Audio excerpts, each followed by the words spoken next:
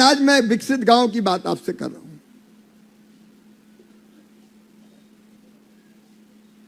कई तरह की योजनाएं, जिनमें से एक है विकसित भारत जी राम जी योजना।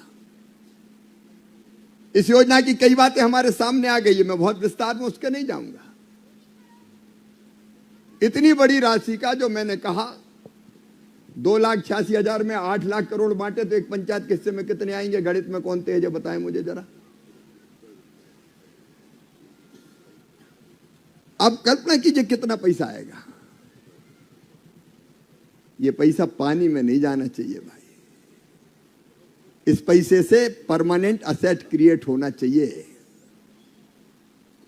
ताकि हम गांव की सूरत बदल लें। लेकिन केवल एक योजना से नहीं, विकसित भारत जी राम जी योजना में तय किया कि बाकी योजनाओं का कन्वर्जेंस करना है।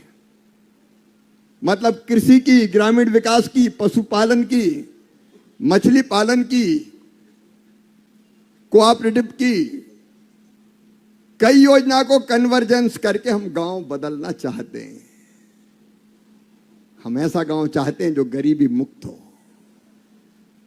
स्वावलंबी गांव जो अपने पांव पर खड़ा हो, गांव की जरूरत गांव में पूरी होती हो, जहां हर किसी को रोजगार मिले और मेरे शेतकरी भाई और बहनों आपकी आमदनी भी बढ़े। और वो अकेली फसल से नहीं बढ़ सकती। अगर जमीन का छोटा टुकड़ा है तो इंटीग्रेटेड फार्मिंग हम करेंगे, जिसमें खेती के साथ कई चीजें जोड़ के, पशुपालन, बकरी पालन, मधुमक्खी पालन, मछली पालन, कृषि वानिकी, प्रोसेसिंग की गतिविधियां, आपकी आमदनी बढ़नी चाहिए। तो इस योजना में भी कन्वर्जेंस करेंगे। कितना हिसाब लगा क्या?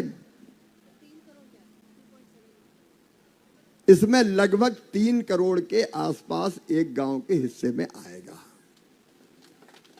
मैंने इसलिए हिसाब लगवाया। आप बताओ, अगर एक गांव में 3 करोड़ ईमानदारी से खर्च हो गए तो गांव बदल जाएगा कि नहीं बदल जाएगा?